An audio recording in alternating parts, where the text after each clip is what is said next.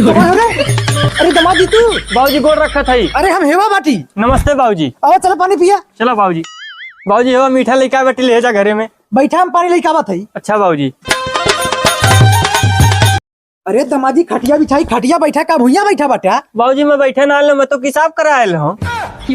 अरे ही दूरवा पिसाब करवा तनकी लामे चला जा। अच्छा बाबूजी। अरे पंचो भाई चोरा है बा हमारा सारे के। अरे बचवा कहाँ भागल जाता है? अरे रात गाँव में भाई चोर आए बा। अरे चल देखी तो। अरे दमादी तू यहाँ क्या करत है?